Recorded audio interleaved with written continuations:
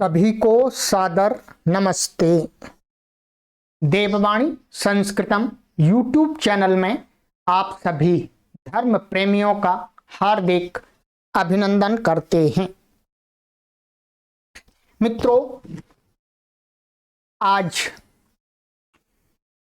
रामनवमी पावन पर्व संपूर्ण भारतवर्ष एवं भारत से बाहर विदेशों में रहने वाले भारतीय लोग आज इस पावन पर्व को हर्ष एवं उल्लास के साथ मना रहे हैं। सर्वप्रथम मैं आप सभी के लिए इस पावन पर्व के अवसर पर शुभकामनाएं प्रेषित करता हूं और परमात्मा से प्रार्थना करता हूं, हे परमपिता परमेश्वर, आप संपूर्ण जगत के प्राणी मात्र के कल्याण के लिए हम सभी मनुष्यों के अंदर शुभ संस्कार प्रेरित करते रहें, हमारे अंदर सुविचार उत्पन्न करते रहें, जिससे हम मानव जाति का तथा अन्य प्राणियों का कल्याण कर सके। आइए मित्रों, कुछ रामनवमी पर्व पर आपके साथ में कुछ चर्चा कर लेते हैं। और इस चर्चा करने का मेरा एक ही प्रयोजन है कि आज रामनवमी पर्व है, सभी लोग इस पर्व के बारे में भी थोड़ा जाने, अधिक जाने और यह पर्व जिसके नाम से मनाया जा रहा है उसके जीवन के बारे में भी हम जानें। ये हमारा परम कर्तव्य है मित्रों। और इसके साथ ही मित्रों, आप सभी से निवेदन भी करता हूं कि हम इस पर्व की जानकारी शुद्ध रूप में अधिक से अधिक लोगों तक पहुंचाने के लिए आप सभी इस वीडियो को अधिक से अधिक संख्या में अपने सगे संबंधियों तक शेयर करके पहुंचाएं, जिससे उन्हें भी आज के इस पर्व की महत्ता ज्ञात हो सके, वो भी जीवन में कुछ इस पर्व को मनाते हुए सीख सके और जान सकें, और हमारी आगे आने वाली जो भावी पीढ़ी है, हमारी भावी संतानें हैं, उनको भी हम इतिहास की सही जानकारी देने में समर्थ हो सके। मित्रों, आप सभी जानते हैं कि रामनवमी पर्व सभी हिंदू संपूर्ण विश्व के अंदर मनाते हैं, खुशियों के साथ मनाते हैं, आज भी मना रहे हैं मित्रों। हम भी मना रहे हैं क्योंकि हम भी हिंदू सोसाइटी के ही एक इकाई हैं। बनाना चाहिए मित्रों। और हम ये भी जानते हैं कि आज के इस दिवस पर, आज के इस पावन दिन भगवान श्री राम जी का जन्म हुआ था। भगवान श्री राम जी का जन्म हुआ था। कहते हैं तब से ये रामनवमी पर्व मनाया निरंतर जा रहा है।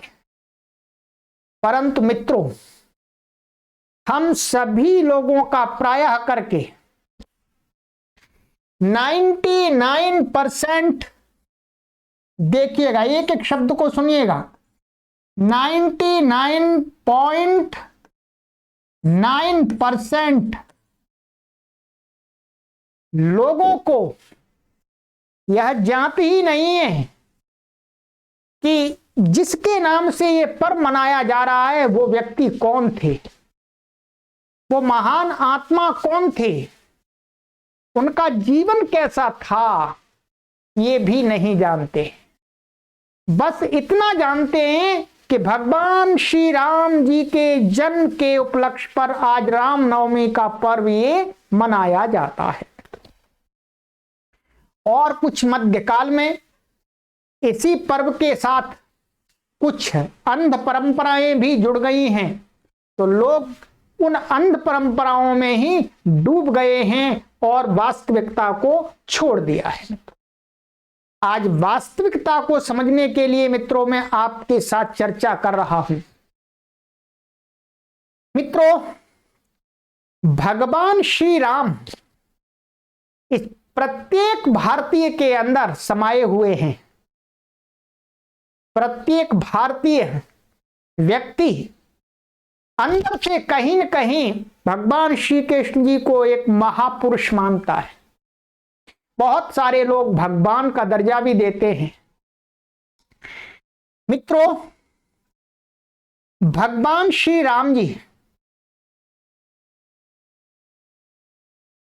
के जीवन को, उनके संपूर्ण जीवन वृत्त को जानना, शुद्ध रूप में जानना प्रत्येक भारतीय का परम कर्तव्य बनता है। क्यों? क्योंकि भगवान श्री राम जी, भगवान श्री राम, भगवान जिनको बोल रहे हैं, भगवान का अर्थ होता है महापुरुष, आदर्श पुरुष। लोगों को तो यही नहीं मालूम है कि भगवान शब्द का क्या अर्थ है। खैर, इतना ही काफी है आपके लिए कि भगवान शब्द का अर्थ होता है महान, आदर्श, महापुरुष। ऐसे आदर्श पुरुष, ऐसे महापुरुष जिनके जीवन वृत्त को लोग अपने जीवन में अपनाना चाहते हैं, ऐसे लोगों को ही इस भारतीय संस्कृति में, वैदिक संस्कृति में भगवान कहा जाता है। इसलिए इस भारतीय संस्कृति में, वैदिक संस्कृति में आपको हजारों भगवान मिलेंगे। वो महापुरुष हैं, वो आदर्श पुरुष हैं। मित्रों, इसी श्रृंखला में भारतीय इतिहास के अंदर भगवान श्री राम जी भी हुए हैं। भगवान श्री राम जी के विषय में बहुत सारी अनर्गल बातें, बहुत सारे अंधविश्वास लोगों ने फैला दिए हैं। मित्रों, भगवान श्री राम जी को बहुत छोटा बना दिया है।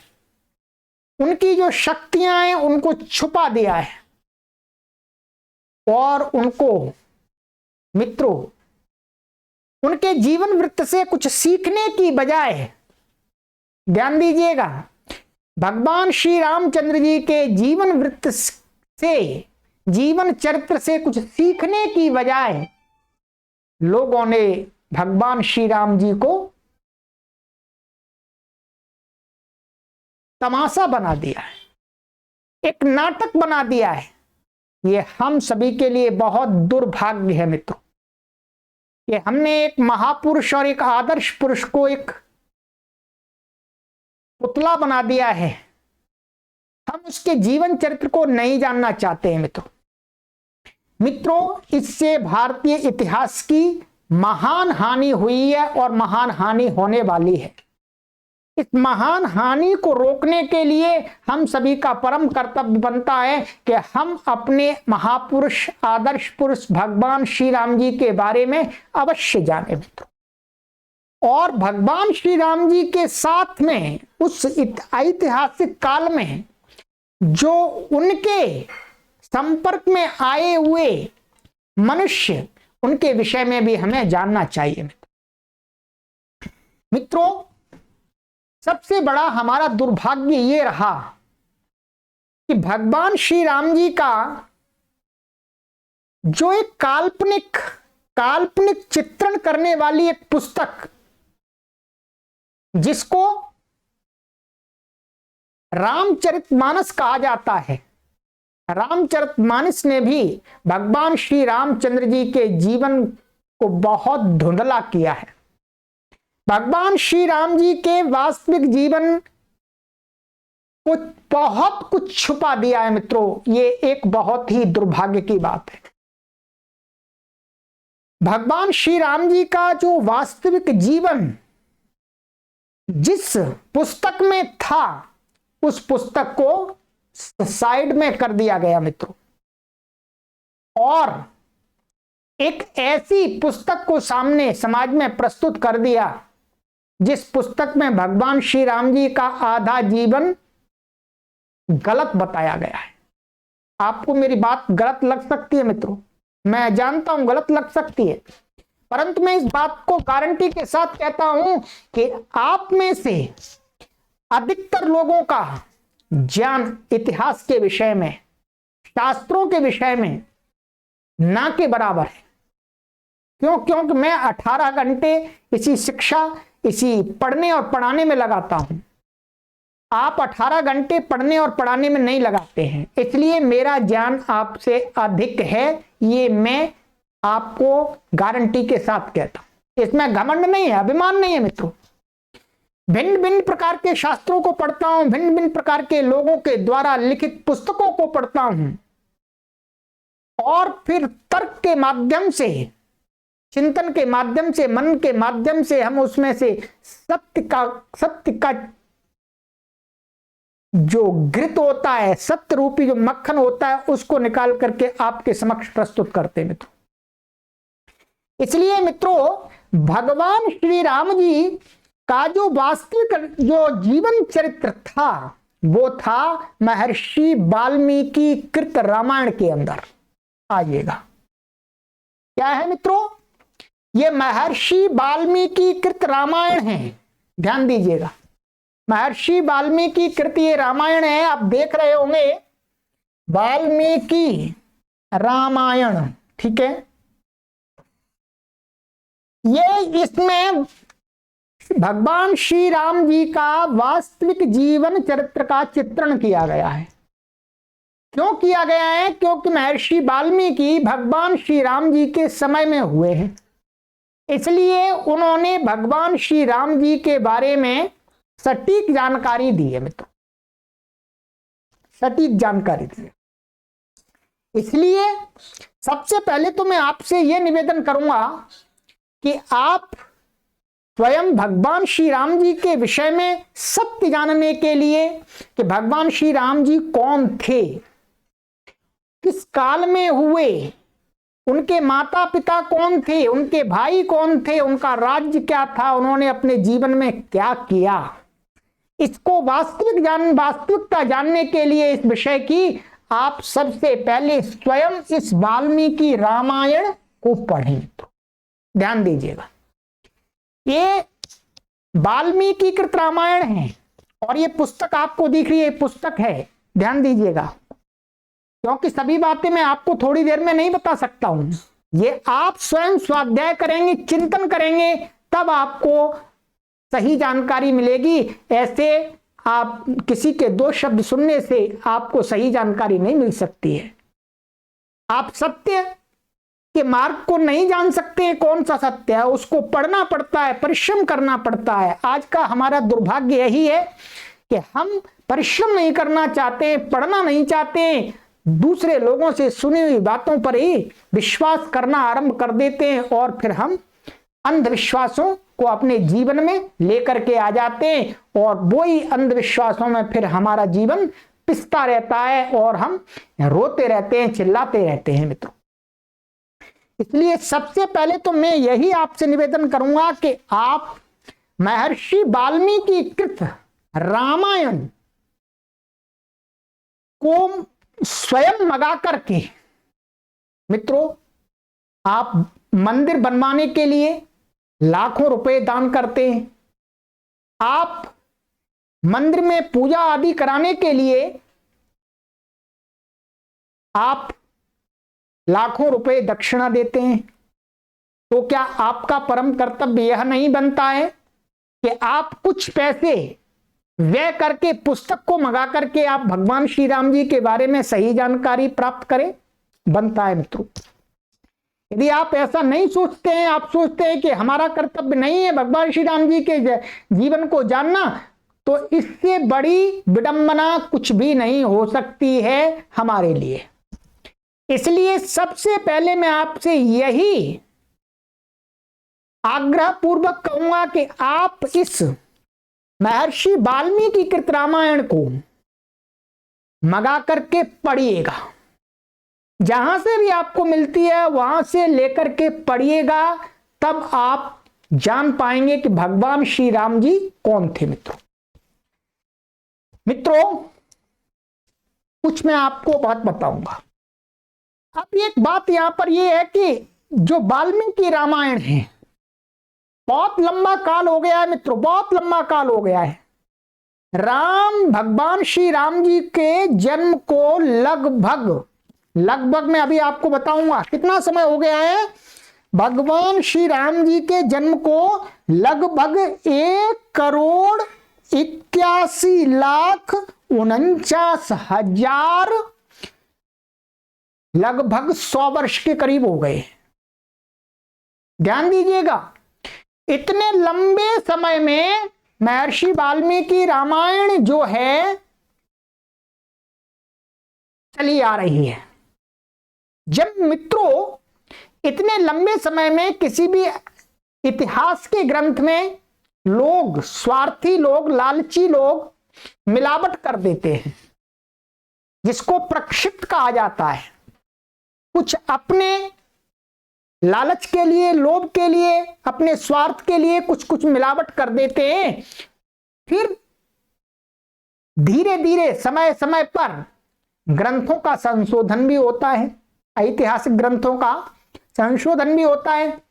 तो ये जो रामायण है मित्रों, ये शुद्ध वाल्मीकि रामायण है। ये एक बहुत बड़े विद्वान तपस्वी स्वामी जगदीश्वरानंद महाराज जी ने इसके अंदर जो वाल्मीकि रामायण है, जिसके अंदर लोगों ने मध्यकाल में अपनी बातें स्वार्थ के वश, लालच के वश डाल दी, उनको निकाल दिया है और शुद्ध रामायण के नाम से ये पुस्तक प्रसिद्ध, ये आपके समक्ष प्रस्तुत की गई है। इसके अंदर भगवान श्री राम के पूरे इतिहास को 100% ईमानदारी के साथ में महर्षि वाल्मीकि के द्वारा प्रदर्शित जो था उसको प्रस्तुत किया गया है। मित्रों आइएगा मित्रों, इसी कारण से, हमारी सही जानकारी ना होने के कारण से मित्रों हम इधर उधर की पुस्तकें पढ़ते रहते हैं। ये शुद्ध वाल्मीकि रामायण है मित्रों। ये पुस्तक देखिएगा, ये इसकी सूची है। मैं आप इस पर ज्यादा विचार नहीं करूंगा, आपको मुख्य बातें बताना चाहूंगा। ठीक है, ये पुस्तक आपको कहीं पर भी मिल जाएगी। आप जहां से, ये दिल्ली से मिल सकती है, बंबई से मिल सकती है, आपको जहां से भी मिल सकती है। और जिन किसी भी पाठक को कहीं ये पुस्तक नहीं मिलती है, वो हमसे संपर्क कर सकते हैं, हम उपलब्ध करा देते हैं। मित्रों ये देखिएगा, ये सारी चीजें इसके अंदर, ये सूची है। यहां पर इन्होंने, स्वामी जगदीश्वरानंद महाराज जी हैं, इसका संपादन किया है। शुद्ध रामायण है ये, वाल्मीकि कृति ही है, परंतु वाल्मीकि के अतिरिक्त लोगों ने वाल्मीकि के नाम से जो श्लोक इसमें मिला दिए उनको अलग कर दिया गया और शुद्ध रामायण जो महर्षि वाल्मीकि द्वारा लिखी गई है उसको ही इसके अंदर रखा गया है। इसलिए इस पुस्तक से ही भगवान श्री राम जी का शुद्ध जीवन चरित्र हम जान सकते हैं, अन्य पुस्तकों से नहीं जान सकते हैं। ये हम 100% गारंटी के साथ में मित्रों कहते हैं। मित्रों देखिएगा, यहां मैं थोड़ा सा बताता हूं भगवान श्री राम जी का ये भूमिका है। आप स्वयं पढ़िएगा पुस्तक मंगा करके। तब जब व्यक्ति स्वयं पढ़ता है तब उसको सत्य और असत्य का ज्ञान होता है। दूसरे के लोगों से बताए से पूरा नहीं होता है। चिंतन कीजिएगा, मनन कीजिएगा। भगवान श्री राम जी के बारे में यहां पर देखिएगा, मैं थोड़ा सा पढ़ के बता देता हूं आपको, यहां देख लीजिएगा। रामायण का काल के बारे में जो चर्चाएं चलती हैं, महाराज जी ने लिखा है, स्वामी जी ने, इसे देश का दुर्भाग्य ही कहना चाहिए कि भारत का इतिहास मुसलमानों और अंग्रेजों द्वारा लिखा गया और विद्यालयों, महाविद्यालयों तथा विश्वविद्यालयों में वही पढ़ाया गया। अंग्रेज संसार की आयु केवल 5-6 सहस्र वर्ष ही मानते थे। अंग्रेजों के जो इतिहासकार हैं वो इस सृष्टि को केवल 5-6 हजार ईसा पूर्व ही मानते हैं। अतः उन्होंने भारतीय इतिहास को 5-6 सहस्र मान 1000 वर्षों के भीतर ही सीमित रखने का प्रयत्न कर दिया। उन्होंने कहा जब सृष्टि इतने साल से हुई है तो फिर सारा इतिहास इसके अंदर ही होना चाहिए। अपनी कपोल कल्पनाओं के आधार पर पाश्चात्य लेखकों ने वेदों का समय ईसा से 1500 वर्ष और महाभारत का, ध्यान दीजिएगा मित्रों, ईसा से 500-600 वर्ष पूर्व रामायण का समय, क्या महाभारत का समय क्या रख दिया, ईसा पूर्व, ईसा से 5 या 600 वर्ष, मतलब अभी 2100 चल रहा है तो 500-600 2600-2700 वर्ष पूर्व आज से, और रामायण का समय ईसा से 300-400 वर्ष पूर्व। लो जी, महाभारत के बाद रामायण का समय रख दिया। भारत का प्रत्येक व्यक्ति यदि थोड़ा बुद्धिमान है ये तो जानता ही है कि भगवान राम पहले हुए हैं, भगवान श्री कृष्ण जी बाद में हुए हैं। भगवान श्री कृष्ण जी महाभारत काल के हैं और भगवान राम जी रामायण काल के हैं, ये सभी जानते हैं क्योंकि राम के नाम से ही रामायण बनी है। ठीक है, यह काल गणना सर्वथा सत्य और पक्षपात पूर्ण है, देख लीजिएगा। ठीक है, भारतीय विद्वान श्री राम का जन्म त्रेता के अंत में मानते हैं, और भारतीय बहुत सारे विद्वान हैं जो थोड़ा और आगे खींचते हैं, वो क्या कहते हैं कि भगवान श्री कृष्ण जी अभी कलयुग चल रहा है तो उससे पूर्व जो त्रेता युग था उसमें हुए हैं। इस प्रकार वे लोग श्री राम का समय रामायण का रचना काल 9 लाख वर्ष मानते हैं। यही है, 9 से 10 लाख बोलते रहते हैं बहुत सारे लोग, आपने सुना होगा। हमारा विचार इस धारणा से भी मेल नहीं खाता। महाराज जी लिख रहे हैं, स्वामी जगदीश्वरानंद जी, की ये बात भी गलत है कि भगवान श्री राम जी 9 लाख वर्ष पूर्व हुए हैं। नहीं, ये भी गलत है। सही तो यही है मित्रों, हमारा विचार इस धारणा से मेल नहीं खाता, क्योंकि वायु पुराण को तो सभी लोग मानते हैं, आप भी मानते होंगे। कहते हैं त्रेता युगे चतुर्विंशे रावण तपसः क्षयात् रामम दाशरथिम प्राप्य सगणः क्षयमीयवान। ये वायु पुराण के 70वें अध्याय का ये जो भी है उसके अंदर ये 70-48 श्लोक संख्या दी गई है। इसमें क्या कहा गया है, अर्थात आचार से पतित होने के कारण रावण 24 में त्रेता युग में दशरथ नंदन श्री राम के साथ युद्ध करके बंधु बांधवों सहित मारा गया। ये वायु पुराण के अंदर लिखा गया है मित्रों, वायु पुराण के अंदर ये लिखा गया है कि 24 में त्रेता युग, क्योंकि त्रेता ये 4 युग हैं, ठीक है, सतयुग, द्वापर, त्रेता और कलयुग। तो ये भी क्या है, पहले एक ये कितने होते हैं, बदलते रहते हैं। ठीक है, तो इस प्रकार से कौन सा त्रेता युग, 24वां यहां लिखा हुआ चतुर्विंशे त्रेता युग है, 24 में त्रेता युग में हुए। ये नहीं कि जो अभी चल रहा है वो त्रेता युग नहीं है, लोग सोचते हैं अभी त्रेता युग चल रहा है। तो कहते हैं, देखिएगा यहां गणना उन्होंने करके दिखा दी है, ये लगभग गणना अभी से 25 साल पूर्व की मानिएगा आप। कहते हैं इस श्लोक में श्री राम का काल 24वां त्रेता युग माने वैवस्वत मनवंतर बताया गया है। ठीक है, आज तक का गणित यह है, माने ये लगभग उस समय का 25 साल पहले का गणित है। ये देखिएगा, 24 में त्रेता से 28 में त्रेता के 4 युग बीते। भाई क्या है, 24 में से 28 में अभी 28वां चल रहा है, तो 28वां जो युग चल रहा है अभी, तो 4 बीत गए, 4 क्या है, 4 त्रेता, मान 4 बार त्रेता आ गया, 4 बार कलयुग चल ही रहा है, 4 बार सतयुग आ गया, 4 बार द्वापर आ गया, 4 बार हो गए मित्रों।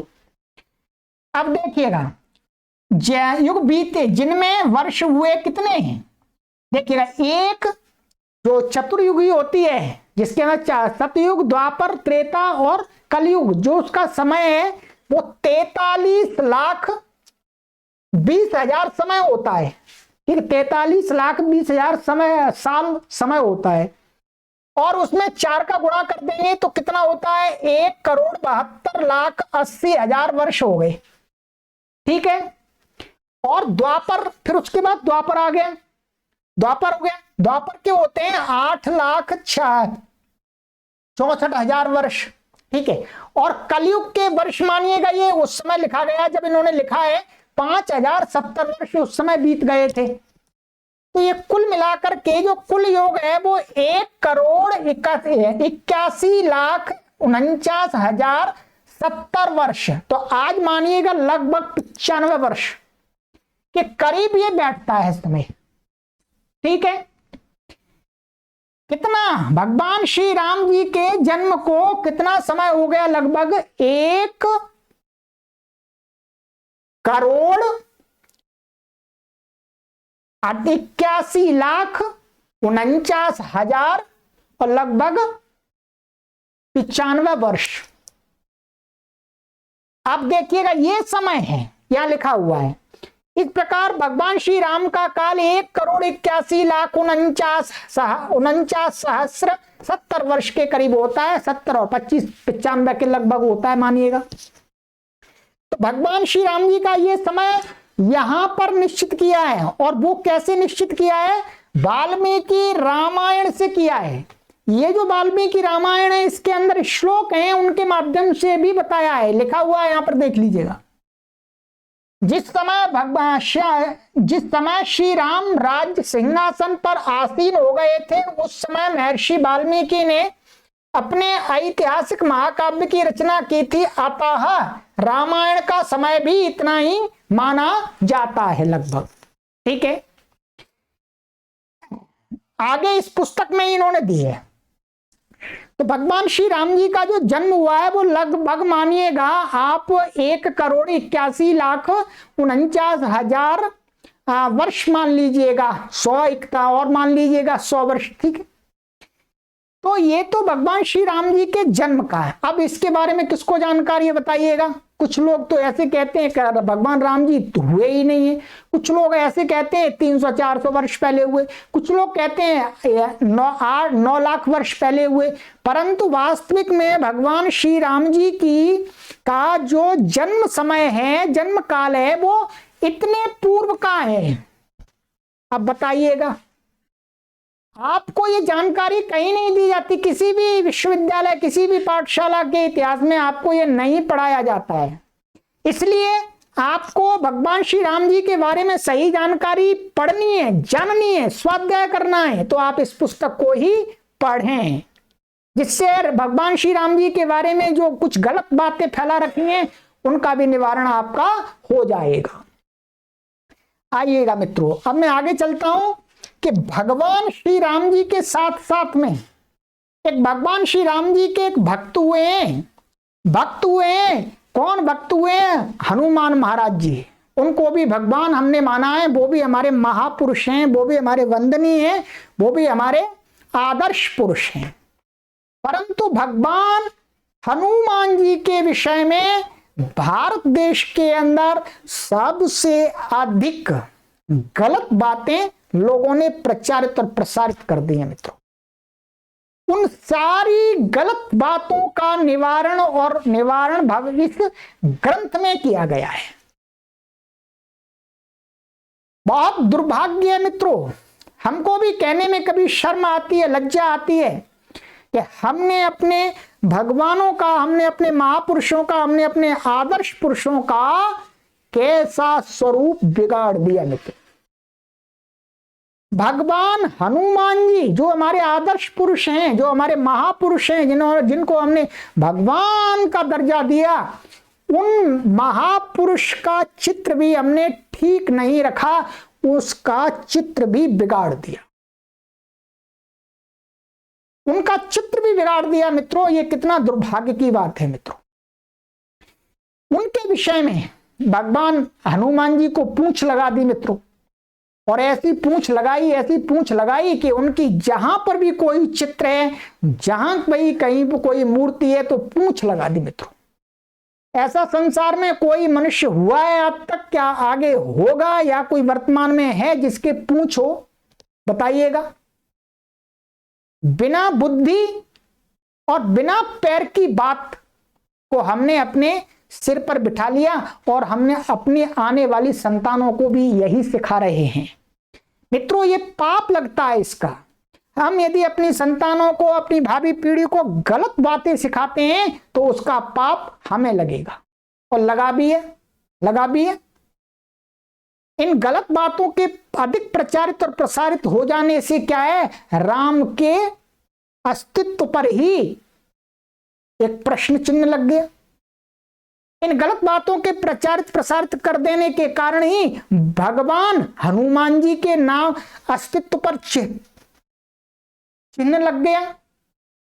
क्यों? क्योंकि हमने गलत प्रचार किया।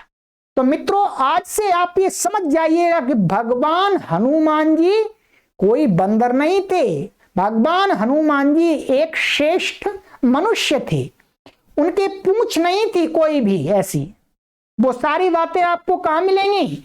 भगवान हनुमान जी का भी सही चरित्र आपको इसी रामायण के अंदर प्राप्त हो जाएगा। यहां पर इसके अंदर, ये भूमिका के अंदर, यहां इन्होंने बहुत सारे विषयों को उठाया हुआ है, ठीक है, वो ठीक है। और एक तो मैंने हनुमान का बताया, दूसरा एक रावण है। रावण जैसे राक्षस कहते हैं, ठीक है, उस समय वो राक्षस ही था, वास्तव में था तो वो ब्राह्मण और वेदों का विद्वान ही था, परंतु उसकी प्रवृत्ति ने, उसके बुरे विचारों ने, उसके बुरे कर्म ने उसको राक्षस बना दिया। तो उस राक्षस के विषय में भी लोगों ने गलत बातें पैदा कर दी, हमने समाज में अंधविश्वास फैला दिया। और क्या अंधविश्वास? वैसा ही बिल्कुल। उस रावण के 10 सिर लगा दिए। किसने सिर लगा दिए? 10 सिर लगा दिए जी। और भुजाएं लगा दी, बहुत सारी भुजाएं लगा दी। क्या ऐसा मनुष्य कभी संसार में संभव हुआ? क्या होगा? क्या है? कोई प्रमाण है? ठोस नहीं है किसी के पास। बस मुंह से बोलने का प्रमाण है, पर मुंह से बोलना प्रमाण नहीं माना जाता मित्रों। सही जानकारी यदि रावण के विषय में भी आपको लेनी है तो आप ये देखिएगा, यहां लिखा हुआ है कि दशानन का अर्थ, उसको दशानन बोलते हैं रावण को, ठीक है। तो क्या रावण के 10 सिर नहीं थे? 10 सिर नहीं थे। 10 सिर कैसे हो सकते हैं किसी के? भाई, आज भी किसी के 2 सिर होते तो उसको जुड़वा व्यक्ति होता है, तब 2 सिर होते हैं। एक व्यक्ति के 2 सिर नहीं हो सकते, और उसके 10 सिर लगा दिए और भुजाएं लगा दी बहुत सारी। क्या ऐसा व्यक्ति संभव है? ऐसा व्यक्ति मनुष्य योनि में पैदा नहीं हो सकता है मित्रों, और हो भी गया तो वो अधिक दिन तक नहीं चलता है, मर जाता है और उसको हीन दृष्टि से देखा जाता है। तो ध्यान दीजिएगा। इसी प्रकार से माता सीता के विषय में भी लोगों ने बहुत गलत धारणाएं फैला दी हैं।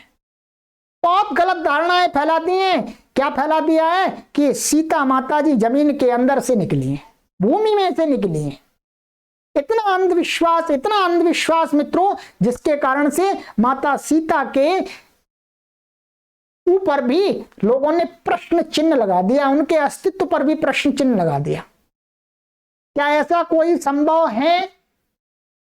क्या भूमि से किसी मनुष्य का जन्म हो सकता है? कभी नहीं हो सकता, कभी नहीं हो सकता भाई, कभी नहीं हो सकता।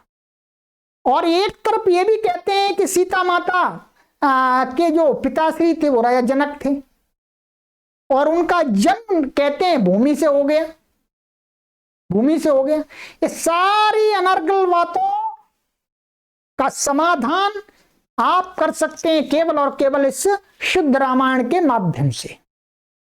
भगवान श्री राम जी के सत्य चित्रण को जानने के लिए, चरित्र को जानने के लिए, उनके कार्यों को जानने के लिए और भगवान की शक्तियों को जानने के लिए केवल और केवल एक ही उपाय है मित्रों, ये पुस्तक। ये पुस्तक ऐसी पुस्तक है कि संस्कृत में लिखी गई है, परंतु इसमें अर्थ भी आपको दिया गया है। मित्रों, मैं ये नहीं कह रहा ये पुस्तक का प्रचार कर रहा हूं, पुस्तक का प्रचार नहीं कर रहा हूं। रामायण, बहुत सारी रामायण हैं, सैकड़ों रामायण लोगों ने लिख दी है, परंतु कोई भी प्रामाणिक नहीं है, सब हवाओं में लिखी गई हैं। इस रामायण के अंदर देखिएगा, ये सारी भूमिका लिखी गई है, सारे पॉइंटों को इन्होंने नोट्स किया हुआ है जो इस रामायण के अंदर है। ठीक है, इस रामायण के अंदर मित्रों आपको पहले यहाँ श्लोक वाल्मीकि कृत मिलेगा और फिर उसका हिंदी अर्थ होगा, और इसके अंदर जो गलत श्लोक लोगों ने डाल दिए मध्यकाल में, अपना तरफ से उसमें लगा दिया श्लोक। श्लोक तो कोई भी बना सकता है, थोड़ा भी संस्कृत सीख करके श्लोक निर्माण कर सकते हैं। ठीक, और कॉपी करना तो लोग जानते ही हैं, जैसे वाल्मीकि जी ने बनाए उसी टाइप में बना दिए लोगों ने और अपनी मनगढ़ंत बातों को इसमें प्रवेश करा दिया। उन श्लोकों को अलग कर दिया है नीचे और उन श्लोकों पर विचार दिया गया है। उन श्लोकों को ये बताया गया है कि ये महर्षि वाल्मीकि की रचना नहीं है, क्योंकि वहां जिस प्रकार का प्रसंग है, जिस बात का, वो प्रसंग के अनुसार वो श्लोक ठीक नहीं बैठते हैं मित्रों। इसलिए इस प्रकार से इस पुस्तक का यहां पर ये है, आपको संस्कृत का श्लोक भी मिलेगा वाल्मीकि कृत और उसकी हिंदी भी मिलेगी, इसलिए ये सभी के लिए पढ़ना सुलभ है। आसानी से आप पूरे रामायण वृत्त को जान सकते हैं मित्रों मैं आपसे आज भी यही कहता हूं और अब भी यही आपसे निवेदन कर रहा हूं कि आप स्वयं आज संकल्प लें कि मैं आज ही इस शुद्ध रामायण को पढ़ करके भगवान श्री राम जी के बारे में जानूंगा सत्य, कि सत्य है क्या, भगवान श्री राम जी के जीवन का वास्तविक वृत्त क्या है, वास्तविक चित्रण क्या है, इसको मैं जानूंगा। तो आपके लिए राम नवमी पर्व एक वरदान सिद्ध होगी मित्रों, और आपको साथ में अपने संतानों को भी पढ़ाने का संकल्प लेना है कि मैं अपने पुत्र और पुत्रियों को भी इस रामनवमी के पर्व पर संकल्प लेता हूं कि शुद्ध रामायण पढ़वाऊंगा, उनको भी कहूंगा वो भी इस पुस्तक का स्वाध्याय करके भगवान श्री राम जी के विषय में सही सही जानकारी प्राप्त कर सकेंगे मित्र। और मैं ये भी आपसे निवेदन करूंगा कि आप शुद्ध रामायण के अलावा और भी अन्य रामायण को पढ़ेंगे तो आपको बहुत सारी काल्पनिक बातें, अंधविश्वासपूर्ण बातें आपको उन पुस्तकों में मिलेंगी। ये पुस्तक मैंने नहीं लिखी, इस पुस्तक का संपादन मैंने नहीं किया, मेरा इस पुस्तक से कोई भी लेना देना नहीं है, परंतु इस पुस्तक का मैंने स्वाध्याय किया है। स्वाध्याय के आधार पर मैं कहता हूं कि आप सभी को रामनवमी के वास्तविक पर्व को मनाने के लिए इस पुस्तक को ही पढ़ना चाहिए। इस पुस्तक को आप इस व्हाट्सएप नंबर पर संपर्क करके भी प्राप्त कर सकते हैं, और ये पुस्तक आपको, इसका जो पब्लिकेशन है वो है विजय कुमार गोविंदाराम हासानंद, दिल्ली का प्रसिद्ध पब्लिकेशन है, आप वहां से भी प्राप्त कर सकते हैं। अब आप समझ गए होंगे मेरा पब्लिकेशन नहीं है, मैं कोई पुस्तक प्रकाशित नहीं करता हूं, ना मैंने आज तक कोई पुस्तक पब्लिश की है और ना आगे अभी करने का कोई विचार है। मैं सही पुस्तकों को जो भारतीय संस्कृति, वैदिक संस्कृति की सही जानकारी देती हैं, उन पुस्तकों के विषय में ही आप तक सूचना पहुंचाता हूं और उन पुस्तकों को उपलब्ध कराने की व्यवस्था भी करता हूं। तो मित्रों मेरा आपसे यही निवेदन है कि आप हजारों बार श्री राम कथा सुनिएगा, उससे कोई भी कल्याण नहीं होने वाला है, क्योंकि राम कथा को सुनाने वाले आपको सच्चाई बताते ही नहीं है मित्रों, क्योंकि उनको सच्चाई मालूम ही नहीं है। प्राय करके राम कथा को कहने वाले लोग संस्कृत नहीं जानते हैं, संस्कृत नहीं जानते हैं, इसलिए वो हिंदी वाली रामायण पकड़ करके उसी को वाचने लगते हैं और मनगढ़ंत बातों का प्रचार प्रसार करते रहते हैं। उन मनगढ़ंत बातों से कभी भी मित्रों आपको सही जानकारी नहीं प्राप्त हो सकती है भगवान श्री कृष्ण जी के बारे में।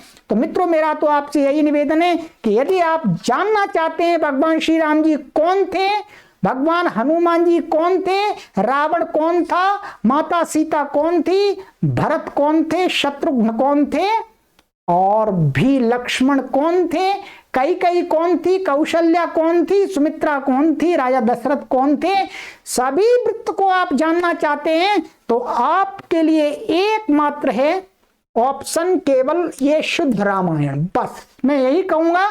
इसी के साथ मैं आपसे निवेदन करता हूं मित्रों कि आप अपनी धन संपत्ति की सुरक्षा चाहते हैं, अपनी धन संपत्ति और अपनी यश और कीर्ति को स्थायी बनाना चाहते हैं, तो मित्रों आप अपनी संतानों को सत्य इतिहास पढ़ाइएगा, काल्पनिक इतिहास मत पढ़ाइएगा, उनको वैदिक साहित्य पढ़ाइएगा।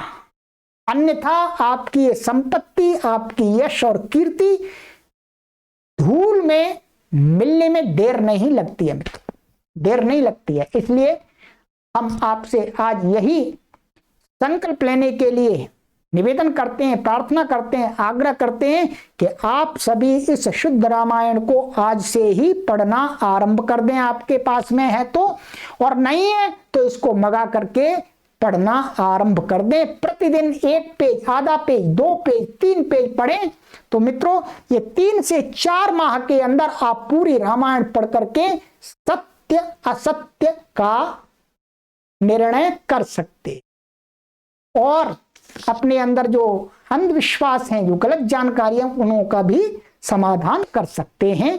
तो आइएगा मित्रों, मैं आपसे निवेदन करता हूं कि आप देववाणी संस्कृतम के हमारे दूसरे भी और सोशल गुरुकुल हैं, उन सभी से जुड़ जाइएगा। और संस्कृत भाषा के प्रचार प्रसार के लिए हम कार्य कर रहे हैं, सत्य सनातन वैदिक संस्कृति के लिए कार्य कर रहे हैं। ये व्हाट्सएप नंबर आपको दिया जाता है, चैनल को सब्सक्राइब नहीं किया है तो अभी कर लीजिएगा। ये ट्विटर है, फॉलो कीजिएगा। ये देववाणी संस्कृतम .com वेबसाइट है, ये आपको पुस्तकें उपलब्ध कराती है। ये फेसबुक समूह है बहुत बड़ा, यहाँ संस्कृत का आपको प्रतिदिन सामग्री प्रेषित की जाती है। टेलीग्राम चैनल है, कुटुंब ऐप है मित्रों, ये इंस्टाग्राम है, ये कू ऐप है, ये लिंक्डइन है। इन सभी से जुड़ जाइएगा मित्रों। हमारा एक ही लक्ष्य है कि 1 करोड़ लोगों तक शुद्ध संस्कृत भाषा तथा शुद्ध वैदिक संस्कृति, वैदिक सिद्धांतों की जानकारी पहुंचाना, इसी के लिए हम कार्य कर रहे हैं आपके सहयोग से। सभी को सादर प्रणाम।